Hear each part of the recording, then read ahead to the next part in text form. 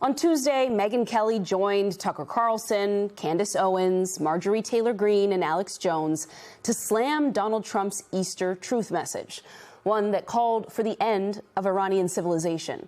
President Trump took note, and yesterday he fired back. In a sprawling Truth Social post, he called them low IQ, nut jobs, losers, and troublemakers. He added that nobody pays attention to them because they are not MAGA. In his telling, MAGA is him. While the president tried to project that people don't care about all of his former friends turning on him, his post about them was almost 500 words long. And that wasn't even the end of the fight.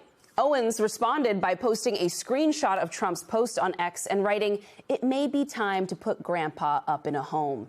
Alex Jones responded by saying the war in Iran has been a total disaster and that he pitied Trump, who he accused of suffering from dementia. And Marjorie Taylor Greene posted on X that she joined Owens, Carlson, and the others to help Trump get elected. They didn't change, he did. The question is, will Donald Trump's so-called betrayal of MAGA promises break through to the base? Joining us now, senior reporter for The Bulwark, Will Sommer, author of the Substack newsletter To the Contrary, Charlie Sykes, former Undersecretary of State and MS Now political analyst, Richard Stengel, and with me here on set, host of SiriusXM's The Dean Obeidallah Show, Dean Obeidallah, of course. All right, Charlie, I'm going first to you. I want your thoughts on how deep this division goes and if you think it's going to have any impact on the future direction of Trump and his party. Yeah, it's really sad to see the end of such a beautiful friendship if these people had only been warned a few years ago. But the polls suggest, that the base is still behind Donald Trump and he's still far more popular than Tucker Carlson. But this is a drip, drip, drip, bit by bit. Something's happening that hasn't happened before, which is that members of that MAGA base are hearing some really scathing criticism of Donald Trump. And if they're not breaking with Trump right now, there is some hesitancy. There are some doubts. My favorite part of that long Trump rant was when he said, "But I no longer care about that stuff." Look, Donald Trump has been a media creation for a very long time, and he's obviously, despite the fact that we're in the middle of a war, obsessed about the possible fallout. What I also think is interesting is that we may be seeing a preview of what MAGA will look like post-Trump, of the kinds of splits and divides that will take place after Donald Trump sometime exits stage left. Will, you have a new piece out that looks at some of the divisions and the way in which this is all dividing up the MAGA influencers. And it seems like they've started something of a circular firing squad of accusations against each other. Can you explain? Yeah, I mean, this all started when there was sort of a rumor online that the Justice Department was going to investigate MAGA influencers for being paid, whether it's by Israel or Qatar or whatever you imagine. Now, it seems like this investigation is not real, but it still prompted a lot of people on the right, people like Benny Johnson, to start saying like, oh my gosh, this is great. Finally, someone's going to get to the bottom of all this division. So you can see that they're almost excited to jail their own ideological allies because of disagreements over this war. And it tells you, I think, this is a MAGA civil war that's been going back to the Charlie Kirk assassination, even before that. And I think it's really hitting this breaking point at the point where you have Donald Trump really taking on people like Tucker Carlson. Rick, for years, Republicans were outraged by rising gas prices. That was, of course, during the Biden years. Now, those same Republicans are quick to dismiss the spike in gas prices that we're all living through as just sort of the cost of security, what it takes for us to be safe as a country, even as those prices in nominal dollars are now higher than they were during Biden's presidency. MS Now's J.M. Reiger put together this montage, and I want you to take a listen to this. Think of that. Would you like to have $1.84 a gallon instead of $4? Gas prices today, they hit $4. We're $4, yeah, and we have a country that's not going to be throwing a nuclear weapon at us in 6 months. But Americans are feeling the effects in the interim. And they're also feeling a lot safer. Gas prices are through the roof, and people are now waiting in line. Prices have dropped dramatically. And look, I know we've seen a blip right now. I watched this growing up. I watched my mom, who didn't have much money. When prices of things went up, like gas. It impacts her ability to do what she cared about. I grew up in a poor family, so I know this impact on gas and food prices, all that is really impacting people, and my heart goes out to them. But the president is doing the right thing. It's better to make sure we are not going to be destroyed by a nuclear weapon. Gas prices have risen 40% since President Biden took office. That takes a tremendous toll on family budgets. Things will start to stabilize, Dana. You'll start to see those gas prices come down to a more normal range. Americans are not joyful when they go to the gas station. If you think gas prices are high now, give the Ayatollah a nuclear weapon to terrorize the region, to threaten the Straits of Hormuz. He will control gas prices forever. The price of gas in my neighborhood was $1.78 a gallon. It shot up during the Biden administration to well over $5 and $6 a gallon in some parts of our nation. There may be some sacrifices to be made at the pump on a temporary basis. Do you think Americans are willing to make that sacrifice? I think the people in my district are. Just an incredible side-by-side put together by J.M. Rieger there. Rick, what changed? Well, when you're in office and gas prices go up, you tend to dismiss them. When you're in the opposition and you're out of office and your opposition is suffering under high gas prices, it's the worst thing that ever happened. I mean, by the way, the irony is that this Trump administration has taken the oil sanctions off of Iran while it's at war with Iran, which goes to show that they care more about gas prices than Iran getting a nuclear weapon.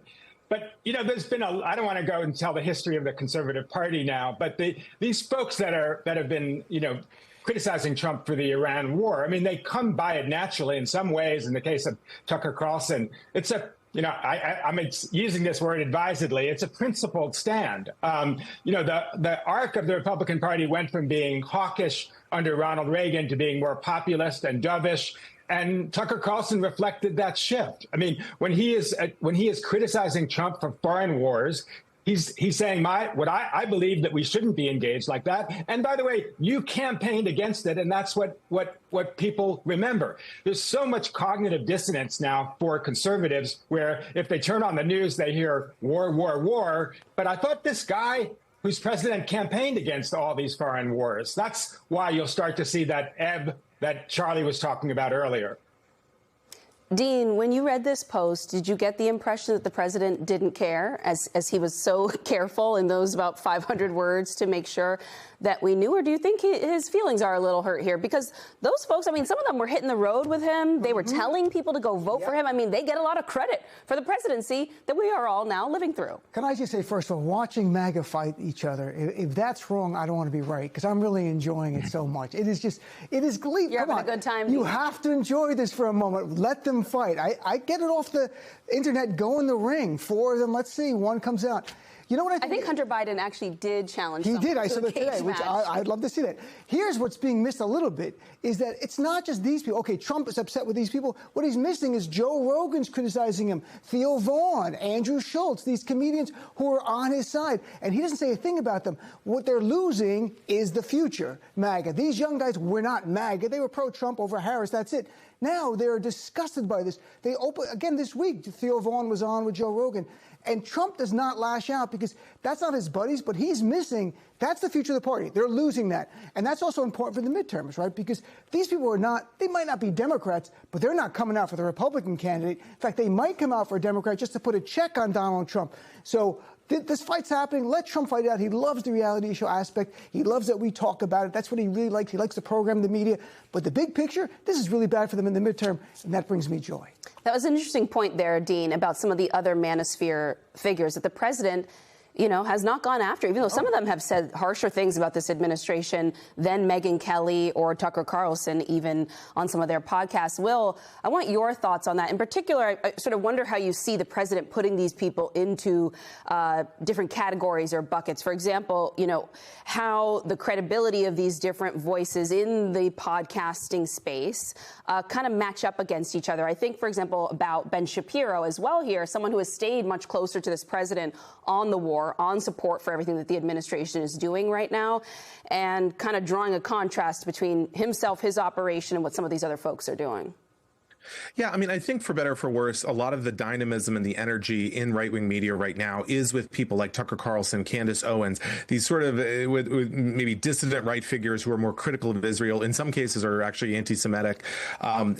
They are the ones, I think, who are getting the big audiences, who are getting the views on YouTube, whereas figures like Ben Shapiro are losing their audience, people like Mark Levin, the Fox News host, who's very pro-Israel and very in favor of the war. So I think Donald Trump is kind of in a difficult position here, where on one hand, all of the popular media figures, whether it's people in kind of the Tucker Carlson camp or the Theo Vaughn, Joe Rogan camp, kind of the more manosphere types, they're opposed to the war, whereas the people who are kind of losing their influence, who seem a little stodgy, like Ben Shapiro, they're in favor of it. So I think Trump is losing a lot of his allies in the MAGA media. Rick, how do you think J.D. Vance is navigating through this moment? Because on the one hand, he is, of course, on his way to Pakistan right now to help, broker peace, I guess, in a war that he's at least, or his allies have tried to tell the media he didn't support. He's long time sort of tried to build this reputation as an anti-interventionist, but this is his boss, so he's kind of had to back him here, too. And a lot of people believe that if he wants to have any shot of being the next president, he is going to need the credibility that comes from these exact manosphere, more deeply connected with young voters and low information voters as well. He's going to need them.